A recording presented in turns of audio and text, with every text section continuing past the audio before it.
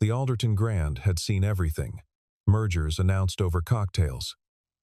Divorces finalized in its private dining rooms. A senator had once wept in the third-floor bathroom and composed himself well enough to shake hands 20 minutes later. The hotel had an institutional memory for human theater. And tonight, the last Thursday of October, when the city outside smelled of cold rain and exhaust, it was preparing to witness something new. Evelyn Carter arrived at 7:42 p.m., 18 minutes before the doors were scheduled to open. She did this intentionally. She always did. The event coordinator, a nervous young man named Preston Holt, met her at the private entrance with a clipboard and a smile that had been rehearsed too many times. "Miss Carter, everything is in order. We have 103 confirmed guests, though we expect 100. She handed her coat to the attendant without looking at him. "Who are the 3 extras?" "2 are associates of Mr. Whitmore from the Blackridge Group, and 1 is a last-minute RSVP from—" "Remove them." Preston blinked. Of course. She walked through the ballroom before anyone arrived. High ceilings, chandeliers that caught light and scattered it into geometric constellations across the parquet floor. Long tables dressed in cream linen, each place setting arranged with the kind of precision that cost more than some people's monthly rent. On paper, this was a charity dinner, the Alderton Foundation for Urban Infrastructure, a cause real enough to justify the gathering, legitimate enough to keep the lawyers quiet. In practice, it was something else. Evelyn had not organized this evening because she wanted to be chosen. She had organized it because she was tired of being circled. For 3 years, since the Financial Review had published that profile, The Untouchable Billionaire. How Evelyn Carter built an empire by saying no, the approaches had multiplied. Invitations delivered by hand, dinner reservations made without her knowledge. Men appearing at her office building's lobby in suits that cost more than mid-range automobiles, holding flowers, holding proposals, holding that particular expression of entitled hope that made her want to cancel everything and go home. She had decided to end the circling by making it formal, by inviting every man who had tried to approach her in the last 18 months into one room, on her terms, at her pace, and letting the evening speak for itself. She was not looking for love. She was not sure she understood what that word meant in any practical sense. She was looking for something quieter and harder, to name someone who would not require her to become smaller.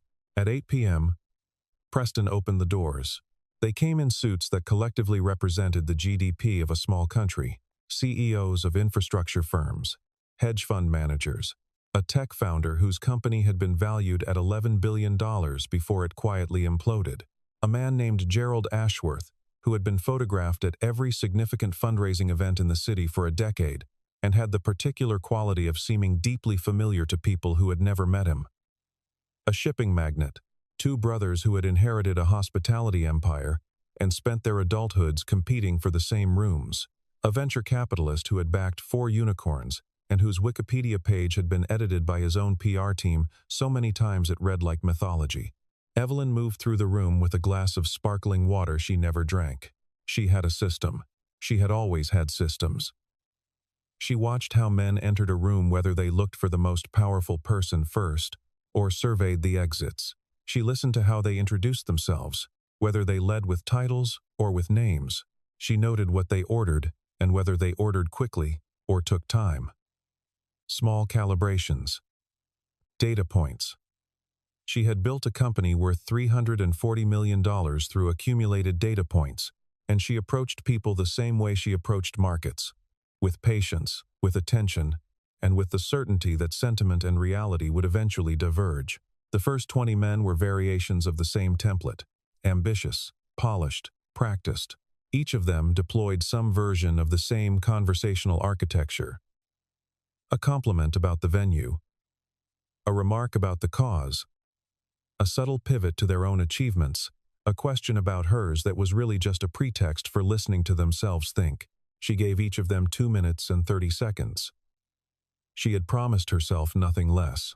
By the 40th, she had stopped being bored and moved into something closer to mild scientific interest in her own patients. By the 65th, a man named Bryce Langford, who ran a private equity firm, and had the specific sort of handsomeness that photographs well and reads as thin in person, leaned toward her and said, "I think what makes you extraordinary, Evelyn, is that you've never needed anyone." He meant it as a compliment. She excused herself to get more water she would not drink. The evening pressed forward. 90, 95, 98.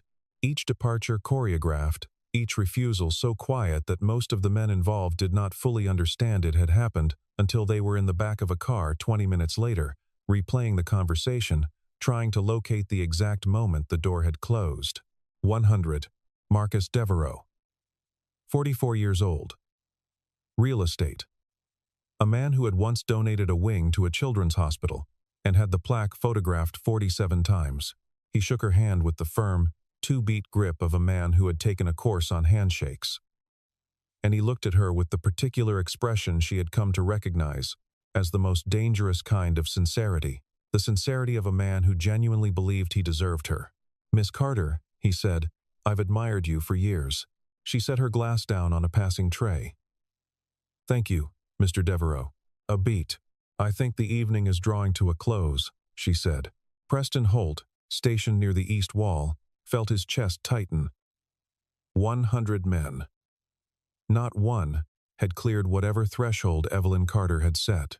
He was already composing the explanation he would give to the event's co-sponsors when his attention was pulled to the far corner of the room by a noise he almost missed, a small, specific sound.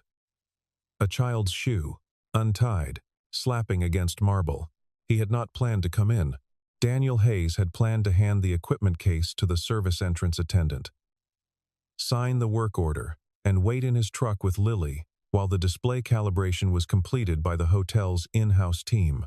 That had been the plan, but the service attendant had been pulled away for something, and the case had been sitting in the corridor for 20 minutes, and Lily had asked twice if she could use the bathroom, and the nearest accessible restroom had been through the side corridor that opened, at its far end, directly into the ballroom. He had kept her close. He had moved fast. He had fully intended to be invisible. Lily had other ideas. She was 6 years old and had recently decided that the world was primarily composed of things worth examining closely. She had stopped at the threshold of the ballroom and stared with the comprehensive attention of a child who has not yet learned to pretend that extraordinary things are ordinary. "Dad," she whispered, "it's like a castle." Daniel crouched beside her. "It is," he said, because it was, and he had never seen the point of lying to her about what things were. His name was Daniel Hayes. He was 38 years old. He ran a small systems maintenance company out of a workshop on Clement Street, 6 employees, reliable contracts with 3 mid-sized hotels in the city, a reputation for doing the work correctly and on time, and for charging what the work was actually worth. He had a truck that needed a new alternator. He had a daughter who liked geometric shapes and was currently learning to count to 100 in French. He had a workshop that smelled like solder and machine oil, and the particular coffee that came from the dented percolator on the workbench. His wife, Claire, had been gone for 4 years. An aneurysm, sudden and complete. She had been reading in the living room when it happened, and the book had stayed open on the cushion beside her, spine cracked to page 214, for 3 days before Daniel had been able to close it. He did not think about this every day. He had learned, slowly and through great effort, not to. But the shape of it was still there, the permanent rearrangement of his interior architecture that came from building something with another person, and then continuing alone. He was not unhappy. He wanted to be precise about that, at least in his own mind. He had Lily.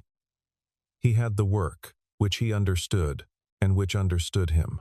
He had Tuesday evenings with his friend Conrad, who ran an auto shop 3 blocks away, and who argued with him about baseball, with the specific pleasure of 2 people who disagree about something that doesn't matter. He had a life that fit him.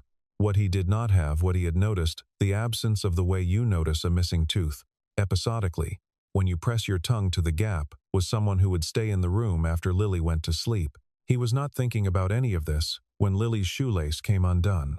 He knelt on one knee, took the loose lace, went through the loop and the cross and the pull with the particular ease of a gesture made 10,000 times. And as he did, he talked to her quietly about the drive home, about the dinner he would make, about whether she wanted the soup with the small pasta shapes or the large ones. He did not look up. He did not know he was being watched. Evelyn Carter had been moving toward the exit when she saw him, not because he was remarkable in any way she could immediately name, because he was unremarkable in a room where everyone was performing remarkability. And the contrast was so complete that it stopped her mid-step, the way a silence stops you in a room that has been loud. He was crouched on the marble floor, in a dark work shirt with the cuffs rolled back, tying his daughter's shoe. He was talking to the child, while he did it not performatively, not with the self-conscious warmth of a man aware of being observed, but with the low, even cadence of a person simply present. The girl was watching his hands, and then looking up at the chandeliers, and then back at his hands again. The room around them continued its choreography. Gerald Ashworth was telling a story near the bar. Two of the hedge fund men were checking their watches. Preston Holt was murmuring something into his earpiece. Evelyn stood still. She was not a sentimental woman. She would have been the first to say so, and the second to prove it.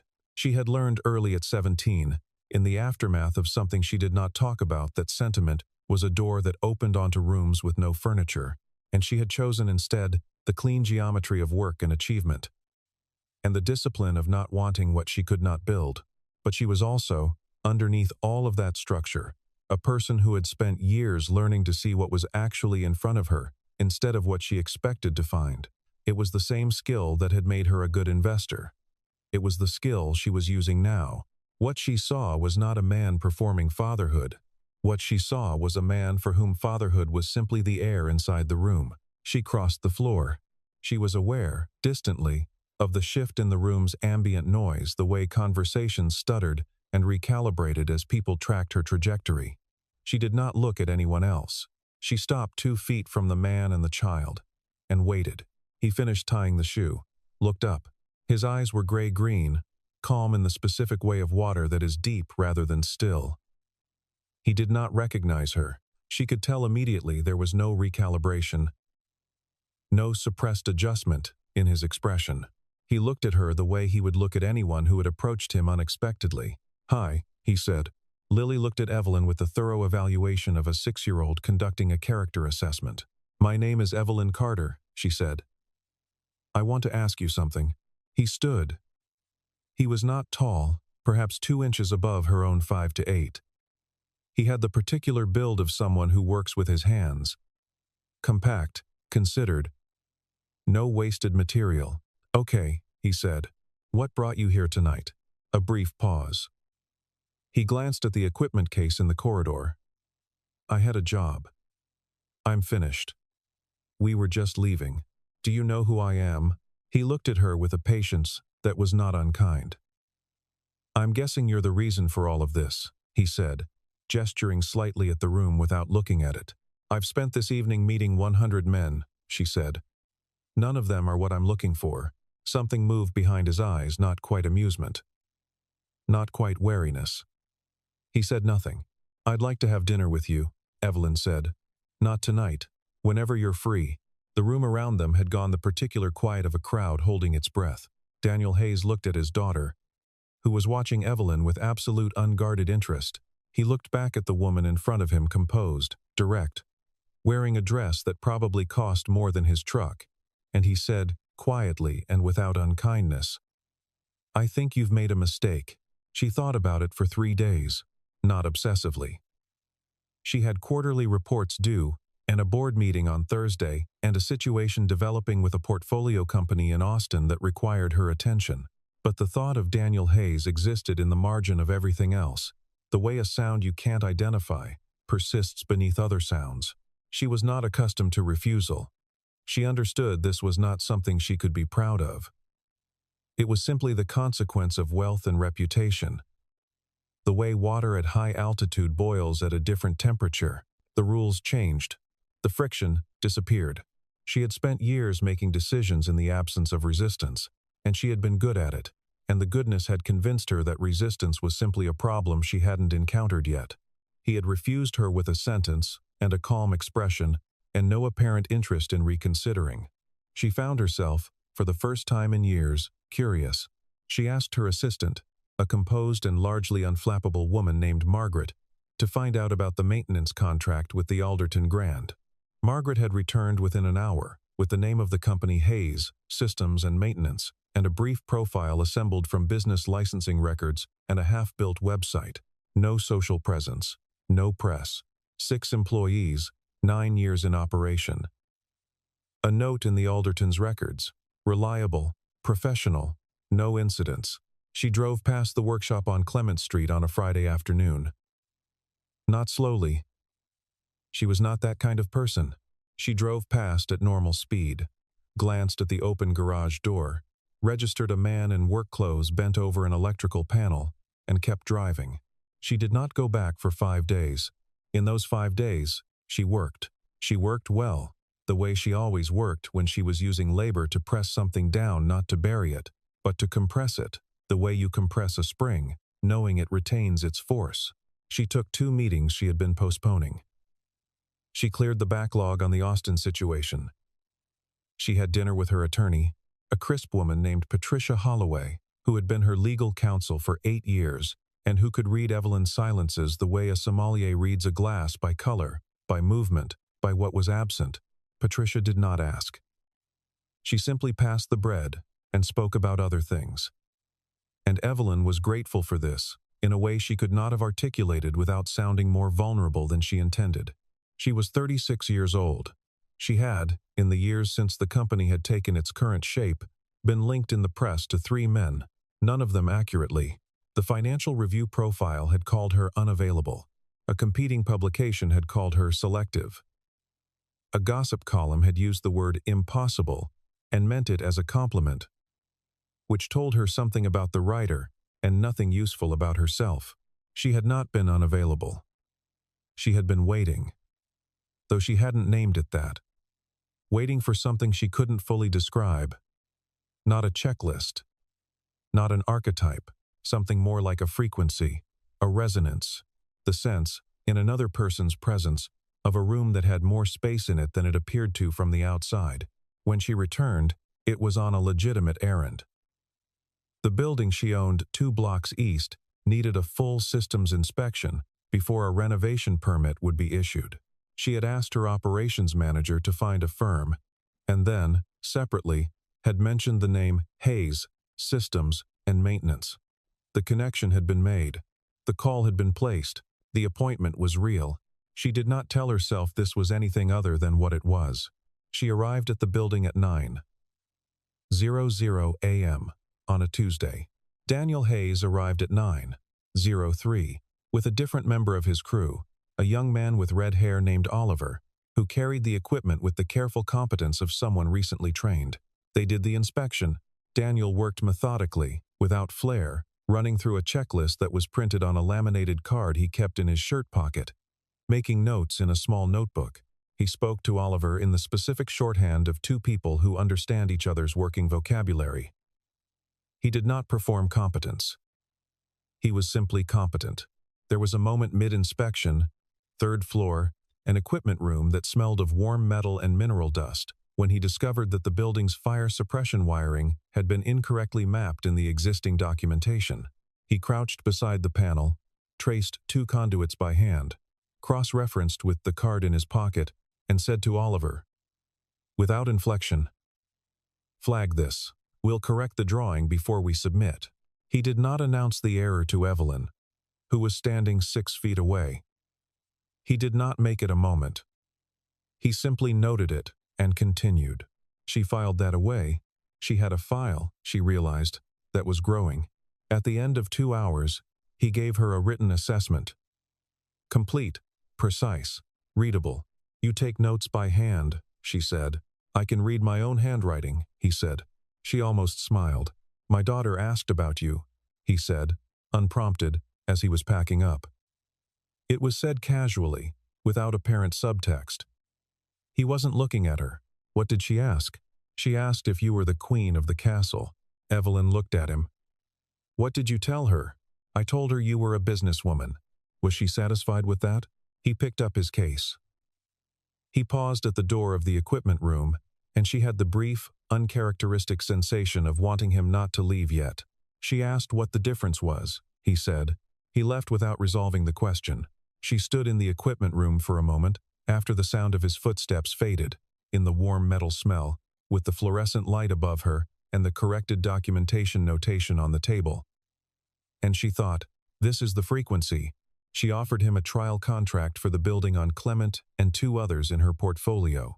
He reviewed the contract, made 3 modifications, all reasonable, all things she would have agreed to immediately, and returned it within 48 hours.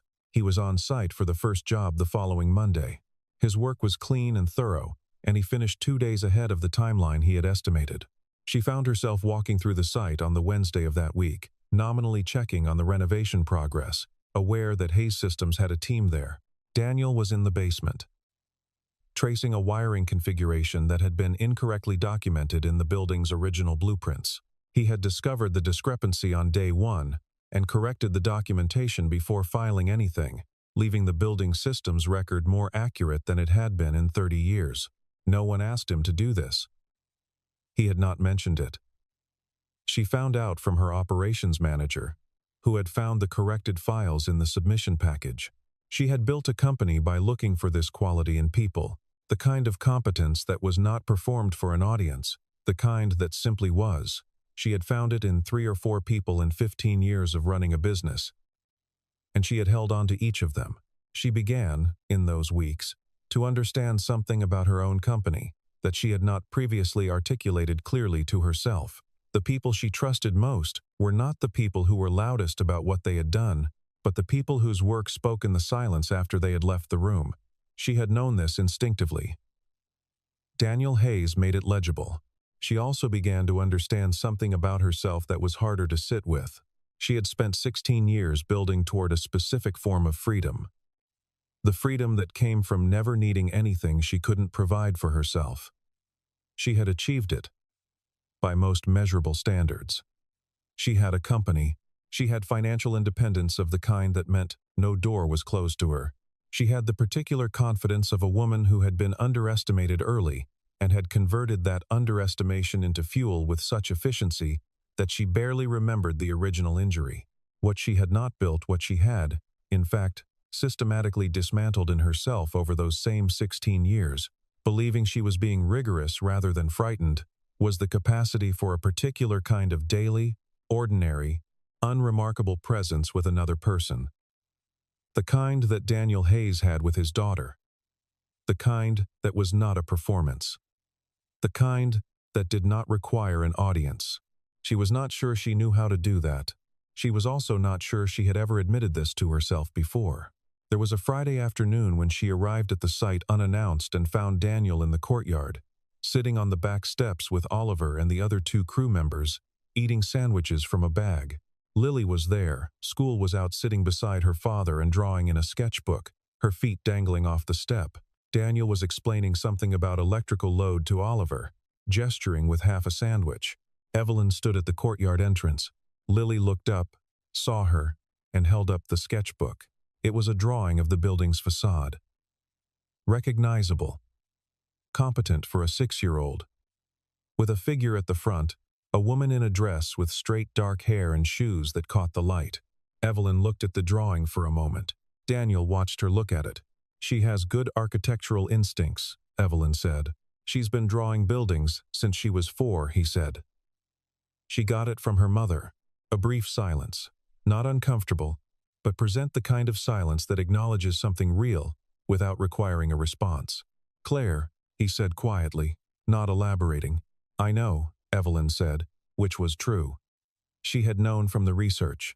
She had carried the knowledge carefully, the way you carry something fragile, understanding that it did not belong to her, that she had come to it second-hand, and that its full weight lived with the man sitting on the back steps with half a sandwich.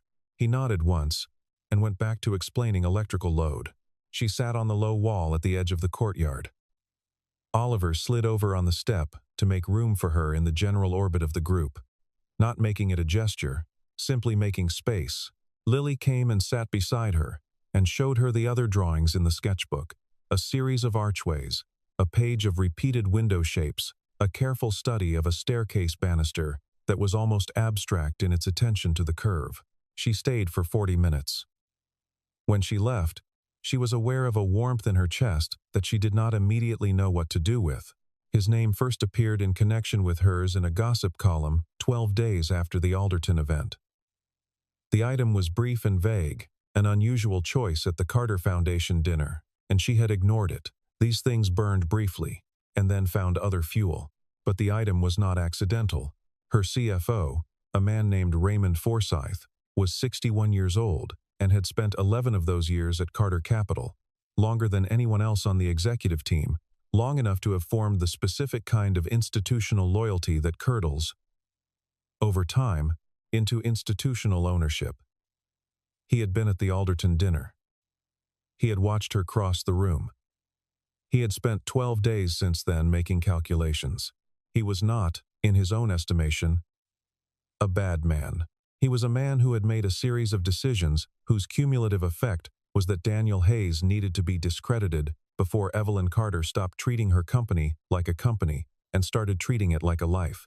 He had people who could find things. He gave them the name. What they found was real, as far as it went. Daniel Hayes had, 9 years ago, been the lead engineer on a network infrastructure project for a financial services firm called Meridian Capital. The project had been significant, a system architecture that had ultimately formed the backbone of Meridian's entire trading operation. Daniel's name appeared nowhere in the public record. The credit had gone to Meridian's CTO at the time, a man named Stuart Gould, who had subsequently used the project as his primary credential for several high-profile positions. Daniel had left the industry 6 months after the project's completion. He had never made a claim.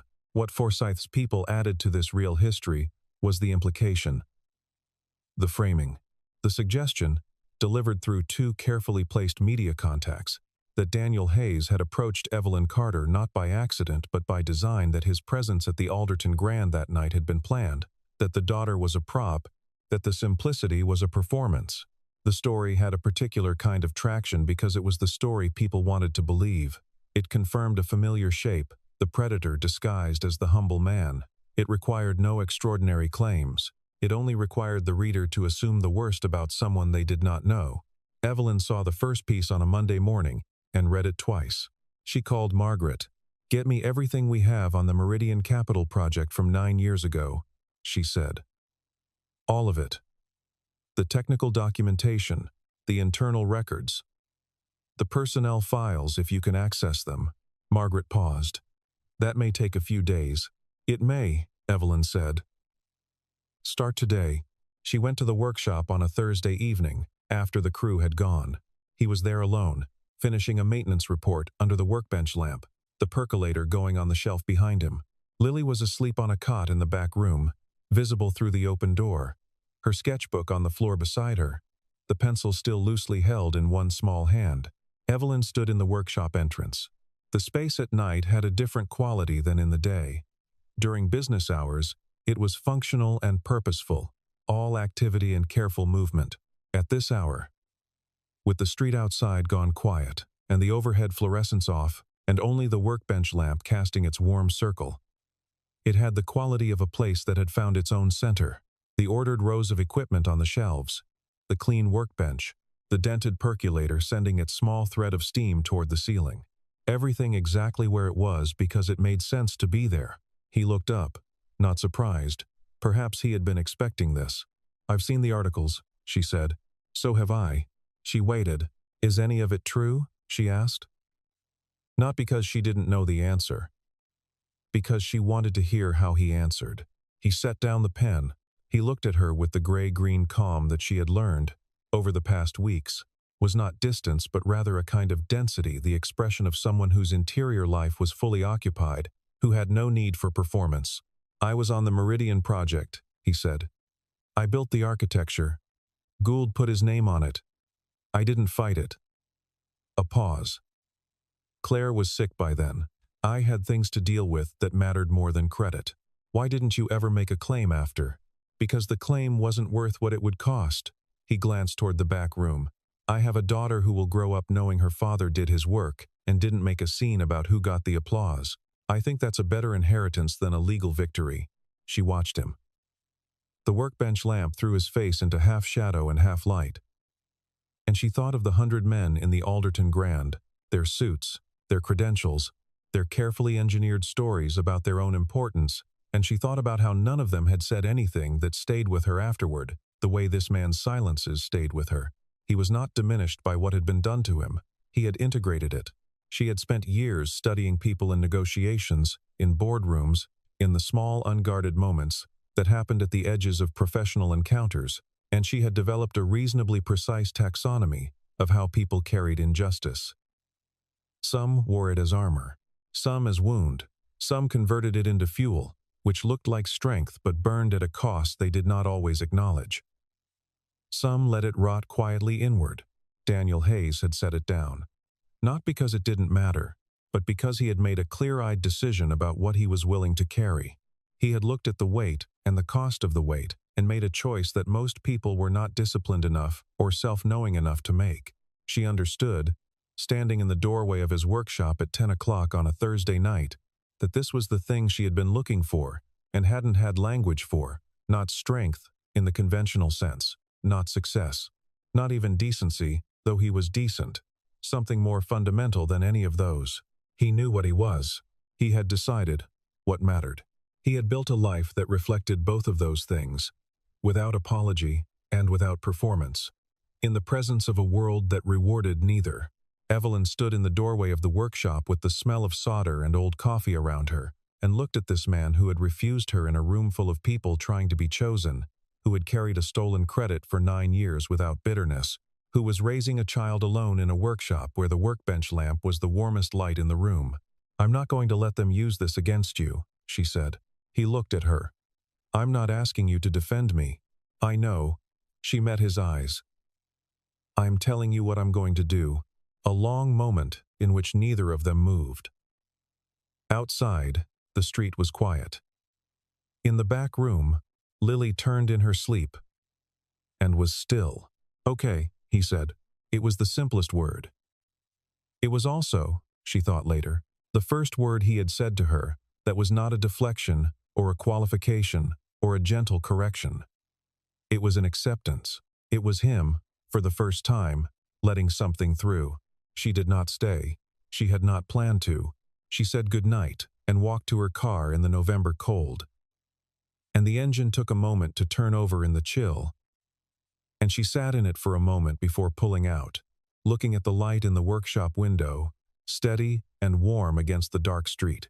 The Carter Capital Board met on the second Friday of November. The agenda had been circulated in the standard way. Item 6, under New Business, was listed as Vendor Contract Review, Hayes Systems, and Maintenance. Inserted by Raymond Forsyth. Seconded by 2 board members who had not asked enough questions before seconding.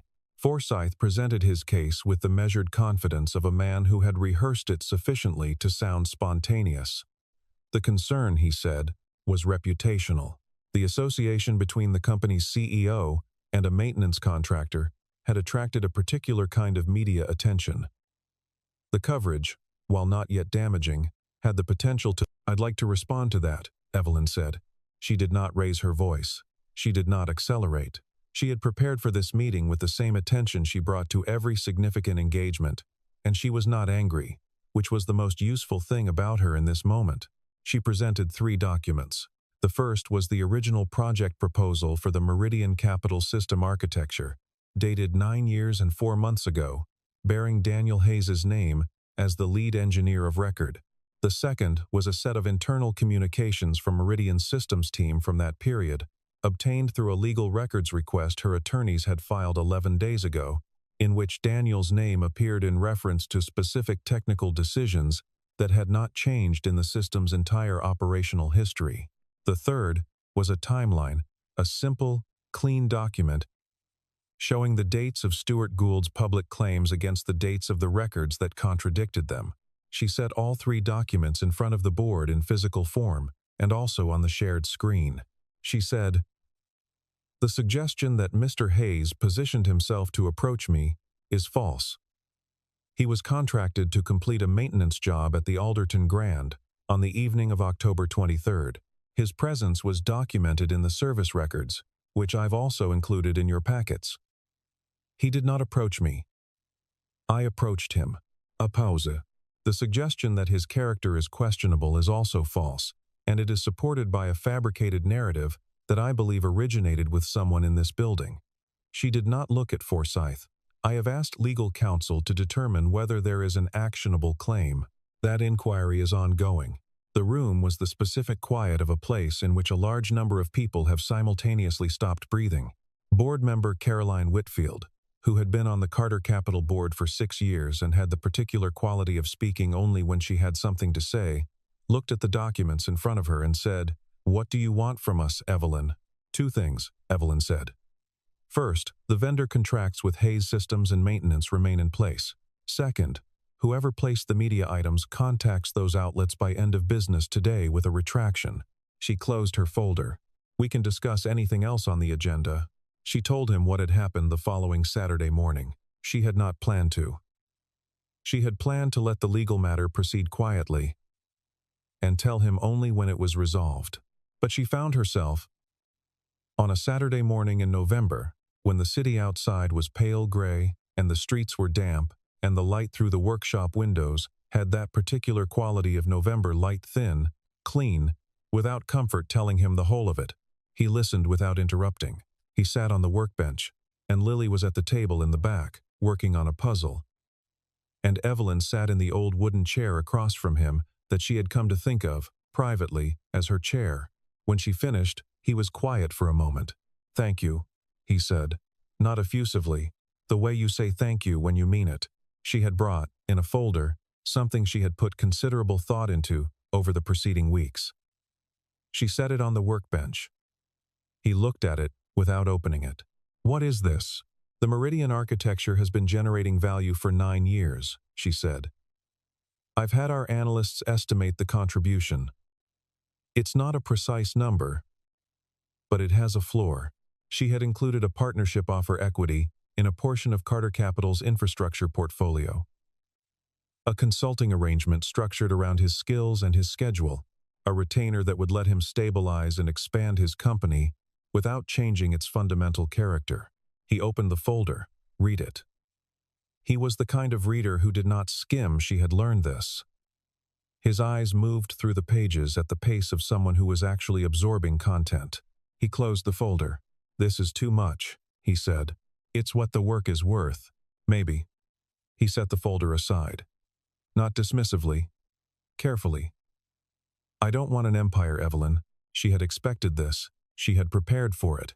And yet, hearing him say it with such complete, undefended clarity, not as a pose, not as false modesty, but as a simple, true statement about what he wanted, did something to the architecture of her chest. "What do you want?" she asked. He thought about it for a moment. Genuine thought she could tell. He was not performing consideration. "I want to pick Lily up from school," he said. "I want to do the work I know how to do, with people I trust. I want to not lie awake at 3 in the morning worrying about things I can't control." He paused. "I want Tuesday evenings to stay the way they are." She sat with that for a moment. "There's a version of this offer," she said slowly, "that doesn't change any of those things." "I know." He looked at her. "That's the part I'll take." They worked out the terms in the next hour, at the workbench, with coffee from the dented percolator and Lily occasionally wandering in to report on puzzle progress. By noon, they had something real and bounded and right. When they were done, Lily appeared in the doorway and said, with the complete authority of a 6-year-old who has made a decision, "Evelyn, do you want to stay for soup?" Daniel looked at Lily, then at Evelyn. The November light was thin in the windows. The percolator had gone quiet.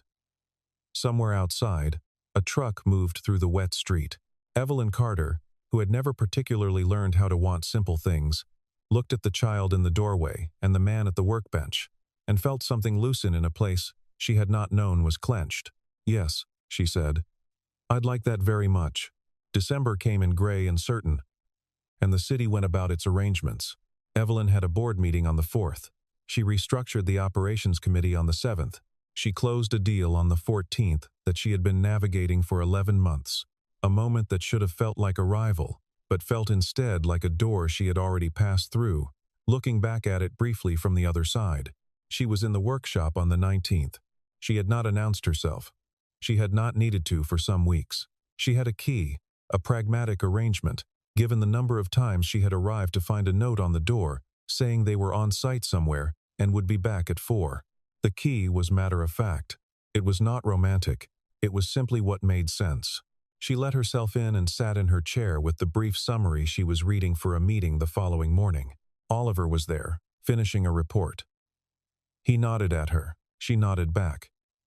They had the comfortable relationship of two people who regularly occupied the same space and respected each other's focus. Daniel returned at 3:40. Lily in the truck with him, coming back from school.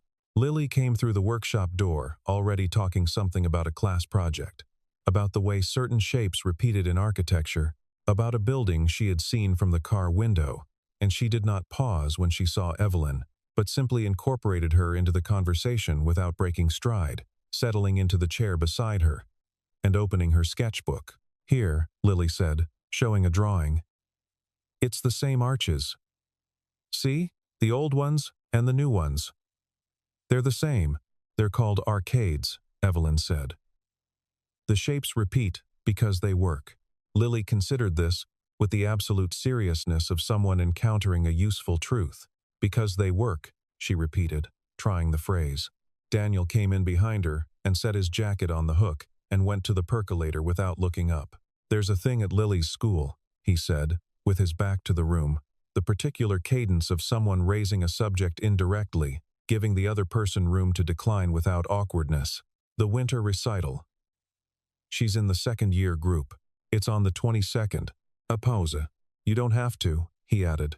"I'd like to," Evelyn said. He turned from the percolator. He looked at her the same gray-green calm, but with something in it now that had not been there in October, a kind of settled recognition, the look of a man who has stopped being surprised by something and begun to simply see it. "Okay," he said. Lily did not look up from her sketchbook. She was drawing something, the pencil moving with quick certainty. When she held it up, it was 3 figures at a table, one small, 2 taller, rendered in the spare, accurate style she had been developing all fall. Below them, in careful block letters, she had written, U.S. The word was underlined twice. Daniel looked at the drawing, then at Evelyn. He did not say anything. He did not need to. There are moments in which speech would only reduce what is already complete, and he was someone who understood this, who had always understood, in the deep practical way of a person who works in systems, that the unnecessary addition of elements to a structure that is already sound does not strengthen it. He pulled a 3rd mug from the cabinet, filled it, set it on the workbench beside the others. The workshop was warm. Outside, the December city moved through its patterns, cold air, wet pavement. The low amber of streetlights coming on in the early dark. In the back room, the puzzle Lily had been working on for 2 weeks was almost finished. On the workbench, 3 mugs of coffee sent their slow threads of steam toward the lamplight.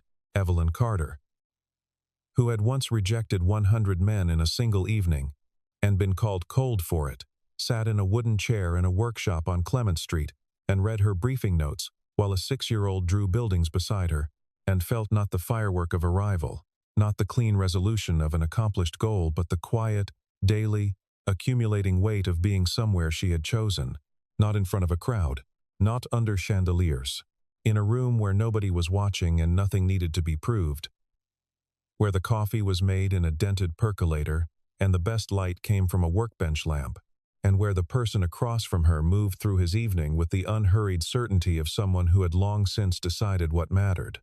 She thought, briefly and without sentimentality, about the woman she had been in October, standing in the Alderton Grand in a room full of tailored suits and expensive credentials, moving through the crowd with her glass of water she never drank, conducting her survey of 100 men who had all wanted something from her without being able to say clearly what. She did not feel contempt for that woman. She felt something softer, a kind of retrospective compassion, the way you regard an earlier version of yourself who was trying, imperfectly, to navigate towards something real. She had been looking. She had not known what she was looking for, which had made the looking inefficient but had not, in the end, made it futile. What she had found was not what she had expected. She had not expected the wooden chair she kept coming back to. She had not expected to know Oliver's coffee order, or the names of all of Lily's classmates, or the specific pitch of the percolator when it finished its cycle.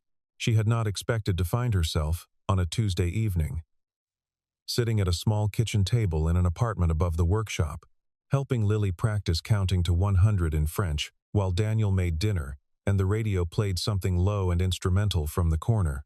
She had not expected to want to stay. Lily leaned over and rested her head briefly against Evelyn's arm. Neither of them moved. Outside, the first snow of December began to fall quietly, without announcement, in the way that the most important things always begin. It settled on the workshop roof. It settled on the street and the parked trucks and the low wall of the courtyard where Evelyn had sat one Friday afternoon with a warm feeling in her chest she hadn't known what to do with. She knew what to do with it now. Daniel set down the last mug and looked at the three of them, the lamp, the sketchbook, the woman in his chair reading her briefing notes, his daughter drawing beside her, and his face held that expression she had learned to read. Not pride, not possession, but the calm, full recognition of a man looking at something he was grateful to come home to. He did not say anything. He did not need to. The snow fell. The coffee cooled. The lamplight held. The love that lasts is not the choice you make before an audience.